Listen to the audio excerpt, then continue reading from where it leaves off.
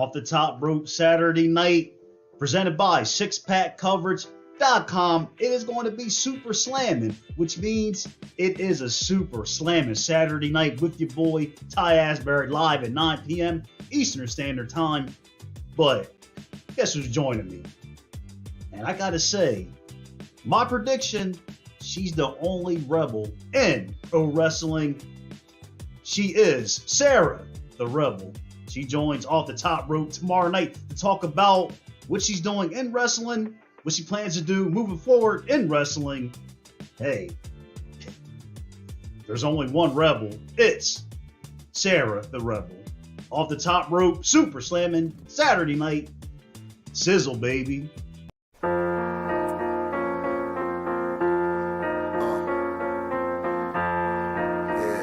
The Ropes Media. Tyrone Asbury. Yeah. Tyrone Asbury. Yeah. Every chance you get to hear us, you clear us. It's the time on the radio. My opinion's my opinion. Every time you hear me now moving out, they're on the stereo. Every podcast live.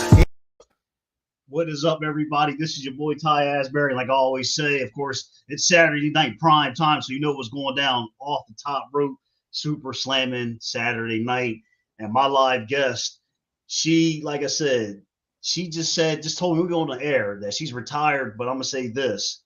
She's still the one and only rebel in wrestling. Sarah the Rebel is my live guest on Saturday night, and she got the shirt to prove it. Sarah, what is up tonight? You're on the show. What's going on? Oh, nothing much. Just getting ready for a custom shoot. I run a customs company, so getting ready for that next week. And other than that, just working on some writing submissions for a new book.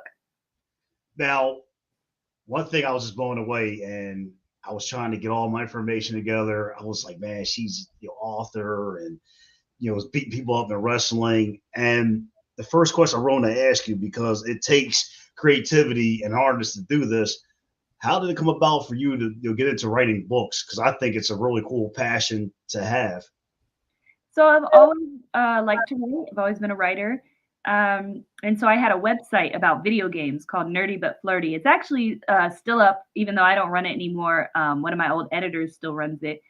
And so I had a friend who did PR, and she reached out to me and said, hey, do you think you could write a book? And I was like, yeah, I could totally write a book. And then it turned out that book was from Marvel. So I got to write Marvel's Agent Carter Season 1 Declassified. So it's like a companion book to the Marvel show, the first season of Agent Carter.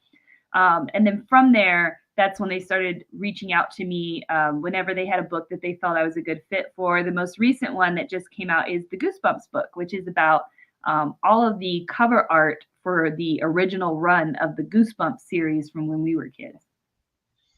That's a really cool story. And I never wrote a book in a day of my life, so I couldn't do it. I mean, the closest I could come to writing is just drawing like stick figures. But in terms of being like a writing artist, like, are you the type of person you got to have your notes down for your next idea, or things just come to you like that? I'm sure everybody's different in how they present their writing. That's an interesting question. Sometimes I get asked about my writing process, and I'm always just like, I don't know. So I guess most often I'm given an idea of what they want to see. And then I write an outline, I send it to them, they say yeah, or they change something, and then I kind of just fill in the outline is how my brain works. When I'm doing creative writings, like fantasy type writing, I used to write short stories on my Patreon. I have a short story in an anthology. I'm working on a fantasy book right now. For those, I kind of take the same method, I think. I like to write an outline and then just start plugging things in. But when I'm plugging things in, it is off the top. And then I'll go back through and make sure, like, wait, did any of that make sense? Let me find out.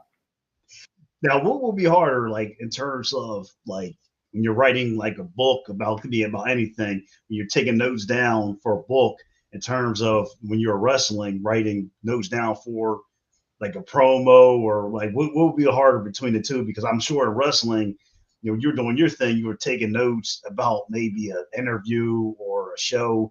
How would be the difference between the two? So it's funny, as far as promos and stuff, those are almost always off the top for me, and they're so easy, and I love doing them.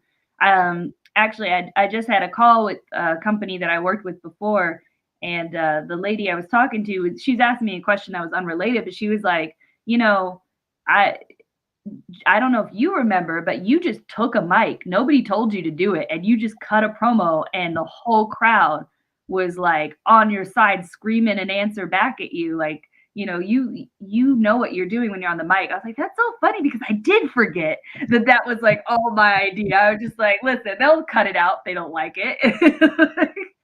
I love to talk, and I love to make the audience feel something. So I find it way easier to cut promos for wrestling. That's like breathing for me. Whereas writing, it's so much work. The first book, I had a full-time job while I was writing it. And so I would work like probably like 9 to 5, and then I would come home, take a nap, and then I would work from about 8 p.m. to 4 a.m. writing. And then I would go to work. And then I would do that again. And I did that again for like weeks. I just wasn't getting any sleep. Because books, they're a lot. They're a lot more pages. So promos definitely way easier.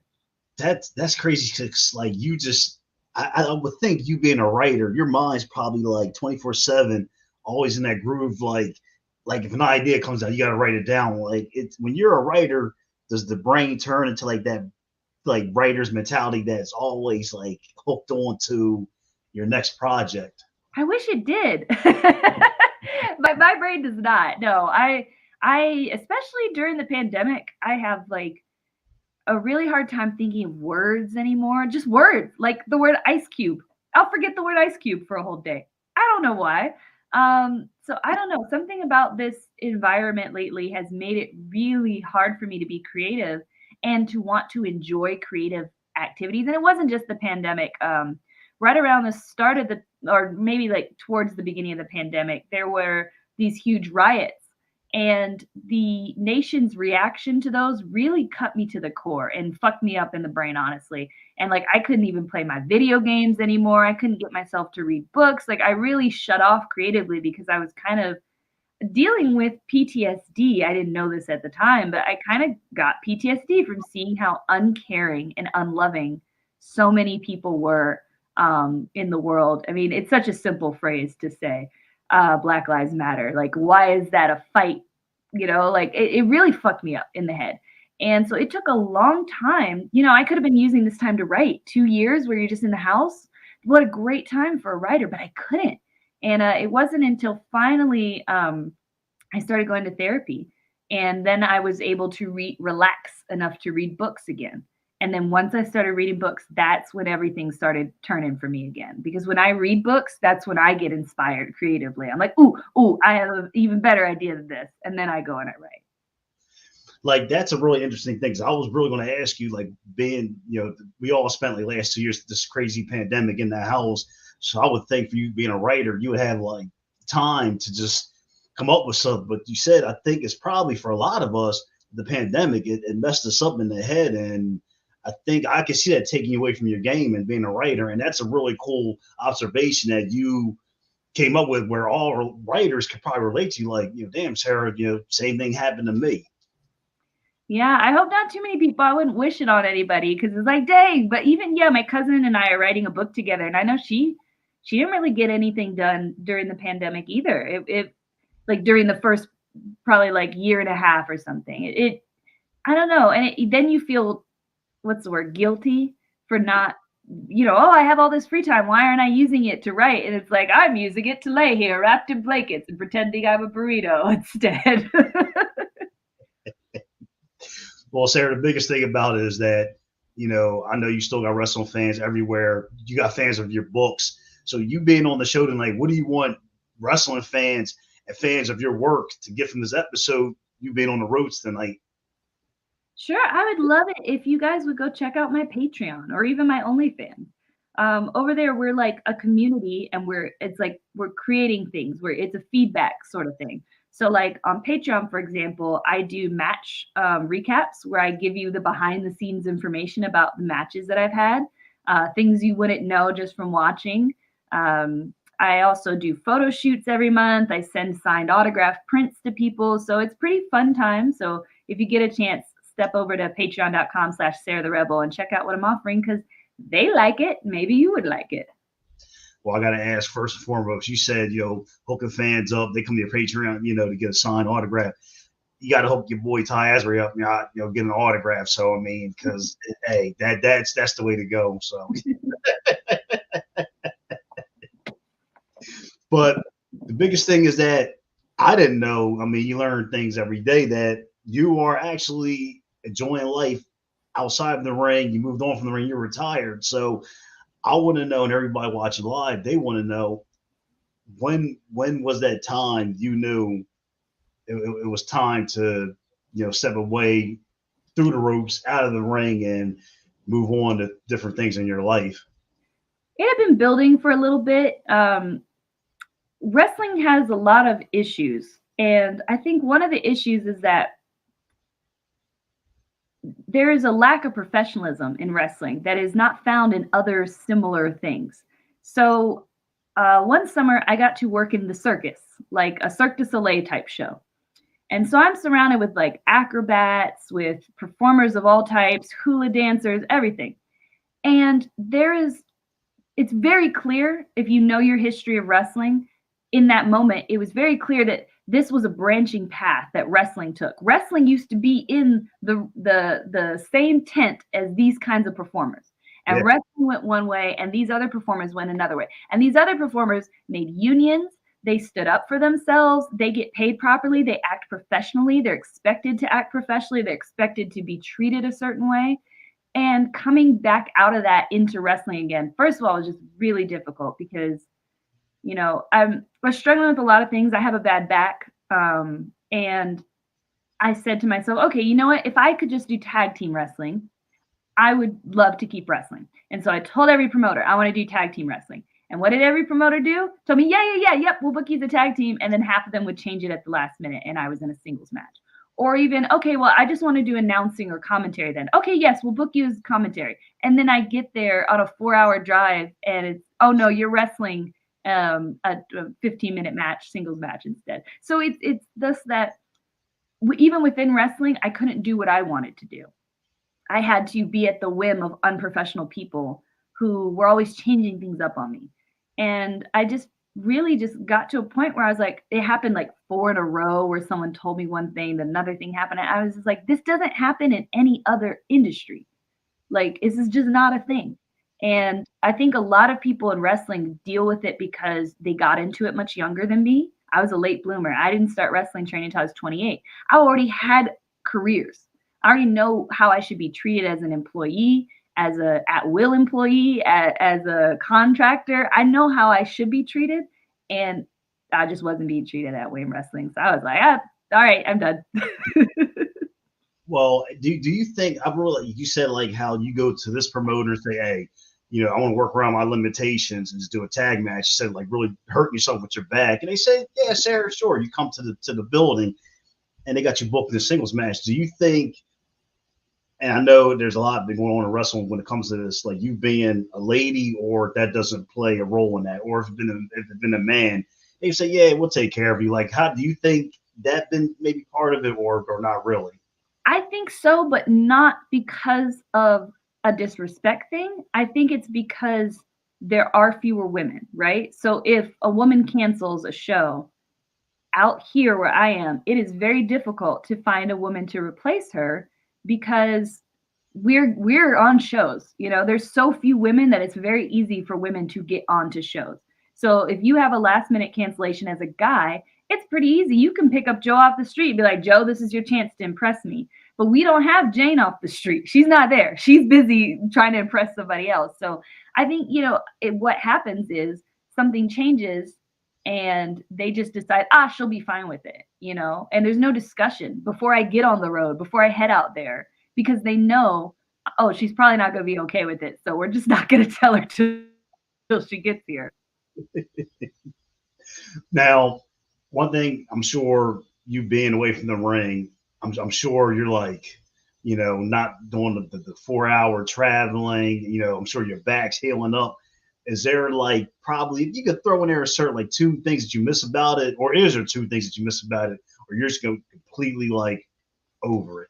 I'm so over it. And I talked to some folks like I think Chris Masters reached out and he said, it's very normal in wrestling to have that feeling where you feel like you are 100% done. And when that happens, you take your break, you step out, you enjoy your life.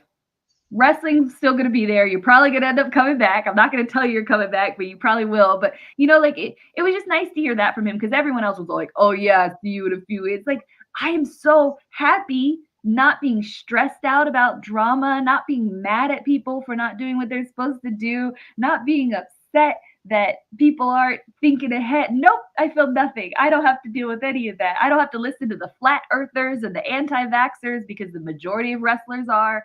I'm happy. I'm in my happy place. Well, that's the thing too. Like, I mean, being around the whole wrestling atmosphere, I've been to shows where some fans don't have the mask on, and you still got to be careful. And you said you're a homebody, so you're doing the safest as it can be. It's just staying the fuck out of everything. It's really sad. I do know a wrestler who ended up having a family member die because they went to a show and got COVID and brought it home to a family member. What a horrible feeling that would be to live with for the rest of my life, So to me, people can have their opinions, whatever. At the end of the day, I've lost people to it. I have seen what it's doing and how it's changing our lives. And if all I need to do is stay in my house and play video games instead of going somewhere, that's really no problem for me. I can do that. I just want to say, everybody watching the show live right now, if you're a homebody, I hope your ass is home right now watching Sarah the Rebel because, like I said, this lady, she's awesome. Like I said, she's putting a smile on my face, and I hope yours too, because she is the guest tonight on Super Slam and Saturday night, all the top rope. We're talking about books, talking about wrestling, probably gonna get into video games and everything. So this is the episode. Yes, baby, watching it right now live tonight here on the show. Now, outside of course, not missing wrestling, when you step back and you look at wrestling like now currently, but like what's your opinion on it as you look at it like right now, like getting good, getting bad, or just like what would your take on that be as you look at the business right now? I think it's complicated because some things are better and then some things are worse. And some of those things that are worse, we're going to be that way no matter what. So, for example, kayfabe. I love kayfabe. I think it's so fun. I think it keeps the audience engaged and interested. But the truth is, the audience can claim that they like kayfabe, but they don't like kayfabe. They want that person to answer their tweet. They want that person to like their message. They want to find out where was that person this weekend, or like fans because of social media have so much access to a wrestler in a way they never did. I mean, George the Animal could never be a PE teacher nowadays as a wrestler. Like everyone would know he was a wrestler, right? So there's just because of technology and the change in our lives, there's already a reason wrestling can't be what it used to be. Now everyone's smart. Now everyone knows everything. So the way that people have adapted to try and tell stories has changed as well because you can no longer, a lot of people think, I kind of disagree. You can no longer just be this blonde person with your perfect hair and get booed because you're doing a million knee drops, right? Like it's not considered the same because that knee drop isn't going to look good on social media. It's not going to look like a nice gift. It's not going to show people and make someone else want to book you. So I think, like I said, it's complicated. I think there's a lot of things, but on the other hand, women wrestlers are being treated, for the first time in decades as interesting and people who can actually just put on matches and not just be, TNA.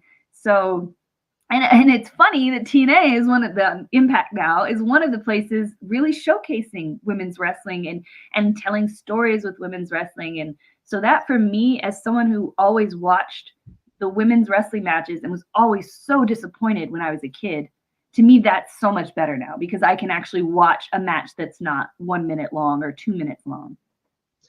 I'm really hoping down the road, I don't know if it's going to be a promotion in general or a certain wrestler, somebody that's going to come from anywhere and like kind of reinvent the business. Or I don't know, with social media, that's not going to happen because, like you said, I mean, social media just came in and, of course, still try to kayfabe it up. But do you think there's a chance of the business getting reinvented where it kind of attracts like new and ooh and ah? And I guess it's probably hard to say.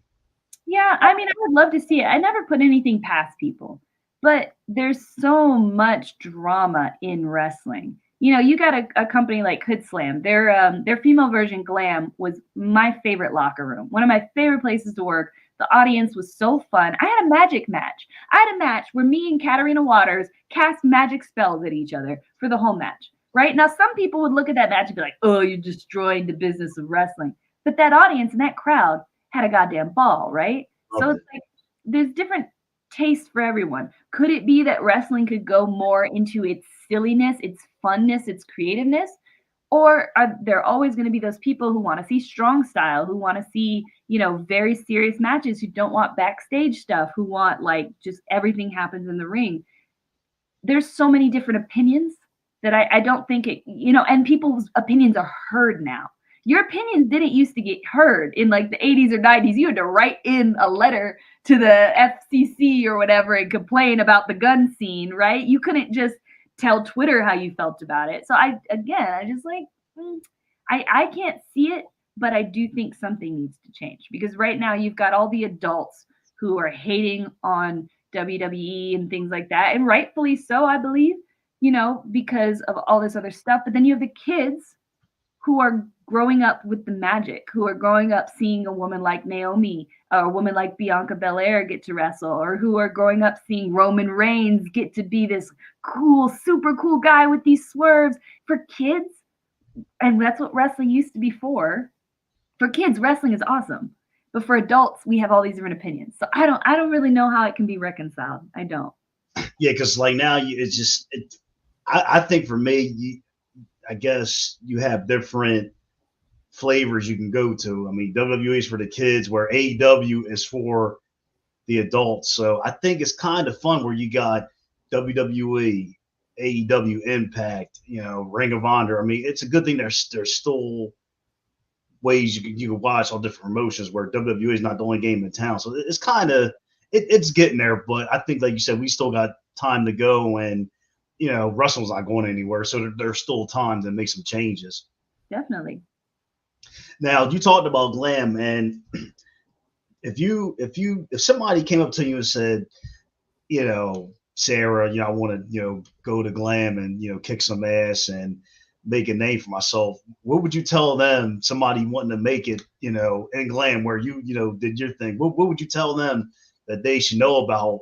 If they want to make a name for themselves, if they want to go to Glam and perform at like a high level.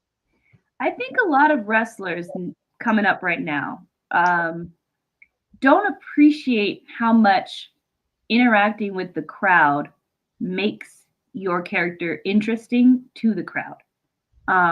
My favorite kind of matches are places like Glam or festivals, things like that, because when you interact with the crowd, instead of just ignoring the crowd and doing your high spot, high spot, high spot, high spot, square off, shake hands, high spot, high spot, high spot, pair up. Okay, sure, that has its place mostly on TV. If you're going to a place like Glam, what would be so much more impressive to that audience is things you do with them. When Dark Sheik takes a bong hit from somebody's bong, when Volcana takes a sip from somebody's beer, when Brittany Wonder like has somebody hold her hand as she's pitting, like these are moments that the person in the crowd takes home with them, like, oh, it was so cool. And that to me, that's where I find the joy in wrestling, is when you make someone's day or you make somebody feel an emotion. So that would be my advice, is like play with the crowd, interact with the crowd. That's what made wrestling what it was in the beginning. Yeah, if you can go back and look at what you did in wrestling, do you have a moment where you just did something and you had the crowd so hooked in and you're thinking in your mind, damn, I got them tonight? I'm sure you had a lot of moments, but do you have like one moment where you had the fans like just like a screw? You had them tight and they were like, we want more. I have a lot of those moments because the crowd is who I'm playing to.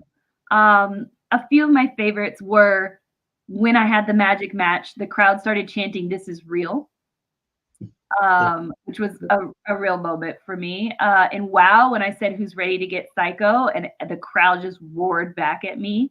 When we, you'll see it on Pluto if you're watching. All the new season is up on Pluto. Finally, those matches that we filmed all that time ago are finally up. And if you watch to the end of that, with what happens with my gang, the Psycho Sisters, the crowd was emotional. I think David McClain was crying at the end of my match. I think I remember him like just with tears, and it was that emotion because we built a story, and that's what I like to do with Ricky at Versus. We built this story of I am always going to cheat. He is always going to cheat, and no one can beat us. So when someone finally gets one over on us, the crowd actually cares because they're like, oh my God, thank you. I've been waiting for this bitch to get a clothesline. Now, you talked about it earlier that, you had some rough times in your life, and I'm glad that I could tell you're very happy writing and, photo shoots. You got so much going on. You should be proud of that. What was there a point in your life to get over those bad times where did it take talking to somebody or seeing a quote? What really made you like wake up and turn everything around to where you're at today and being happy and loving what you're doing? So funny enough, I am currently depressed, like actually diagnosed as being depressed. So wouldn't necessarily say that, but I've always been the type of person who pushes through. I won't get all into it because I don't want to really depress people, but like growing up, I really went through some shit. Pretty much you name it and it happened to me. As far as bad, horrible things that you can imagine happening to a woman. And each time I talked to friends who had the same thing happen to them, and they would say, how do you keep going? How come you're okay? And the answer is, I don't know. Something in me just says, eh. And then I keep it pushing and I keep it moving and I do what I want to do. So, from the darkest times, people around me are so supportive and such good people. One wrestling example would be somebody at WoW made me feel really bad. It made me feel like I couldn't be a wrestler. And so I was going to quit. The first season of WoW, I had already signed my contract and I said, okay, I'm going to do my 3 matches or whatever it was. And then I'll never wrestle again because this person who I think is one of the best wrestlers in the world just told me I was dog shit and I was never going to get any better. So why bother? So, okay, you're right. Why bother? And after my match, Jessica Havoc came up to me. It was my match with Faith, who's now in WWE, which I told her in the back one day. I was like, hey, you could be in WWE. Did you know that? She was like, oh, no. I was like, I know you're going to do it. And she did it. But Jessica Havoc came up to me and she said, hey, that was my favorite match of the day. I really enjoyed what you guys did. And just having a veteran like her, someone who really knows what she's doing and has been doing it for a long time, tell me that I had done something worth something, that helped me be like, okay, I can do this. I'm going to wrestle. And, just from some kind words. So sometimes that's all it takes. Yeah. And, I think life wouldn't be life if you didn't have difficult times. But I think you being a good person, I think it takes good people to help that good person that loves the good person to help them out. That makes sense. So I just try to tie all that up into one. But I'm really glad that you've overcome a lot.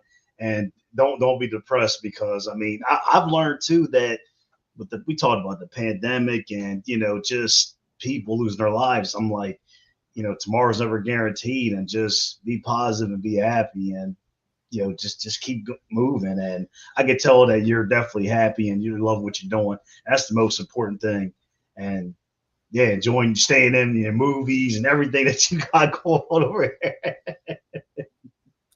Not that many movies, actually. It's hard for me to sit and watch a movie, but I have been watching some shows. But yeah, I don't know. I still need to watch Dune. Yeah, I never. There's so many. It's just like it's a lot. It's a lot of content. It's just like you go through Netflix and Hulu. It's just like you never know what to watch. There's so many damn movies out there. But hey, it is what it is. But Sarah, this is the time of the show where I got to put you on the spot. This segment, I stump all my guests with this one. I call this segment "Damn Ty, That's Good." Is this question, you ready for it? All right. So the question is that you bring a 2-day wrestling event to Vegas, 2-day wrestling event. Now for day one, this is the first event for the day one. Using the word rebel, what would you call the show on day one using that word? The Rebel Circus. I can dig that. I can dig that. We had a fun idea around circus things, and I've had it with several people. We never quite get it off the ground, but one day it's gonna happen. Now, day two, what would you call the day two event using Las Vegas?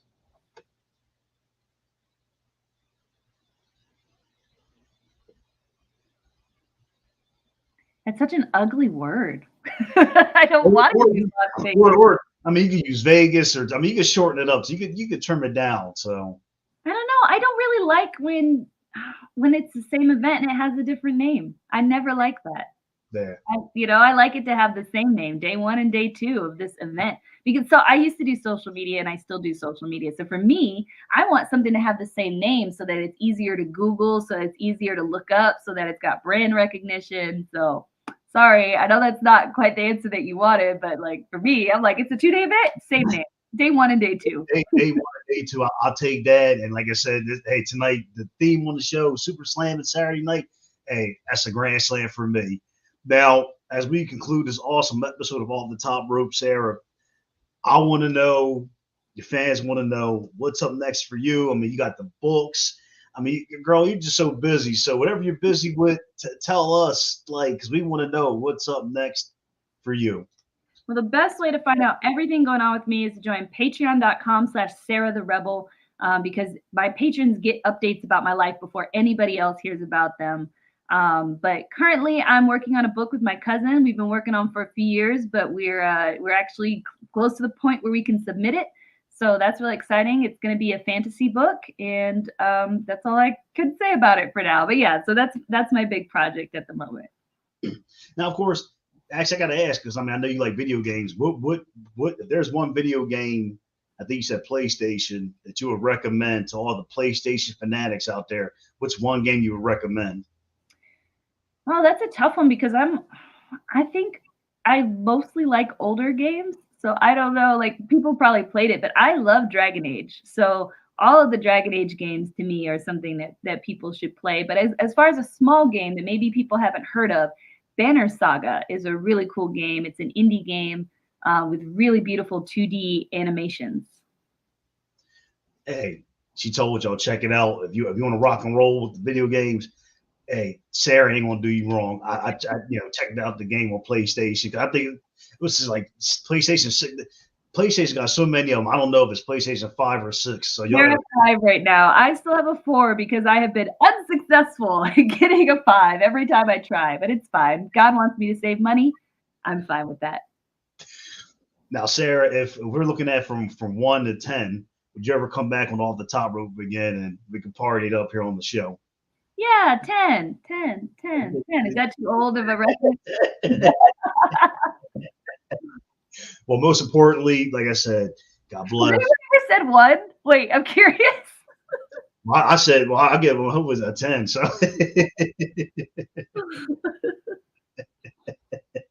well, most importantly, I just want to say good luck and everything, moving ahead on your books and everything. Whatever you do, hey, you got everybody's support, and girl, keep doing what you're doing.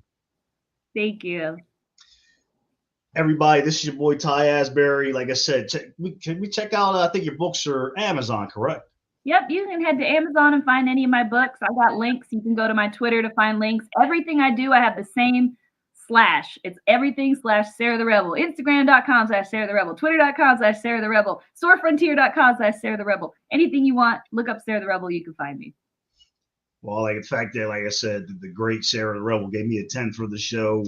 And the most important thing is she's a rebel in the ring. She's a rebel writing her books. She's a rebel at everything she does. My guest tonight, the one and only Sarah the Rebel There's the shirt too.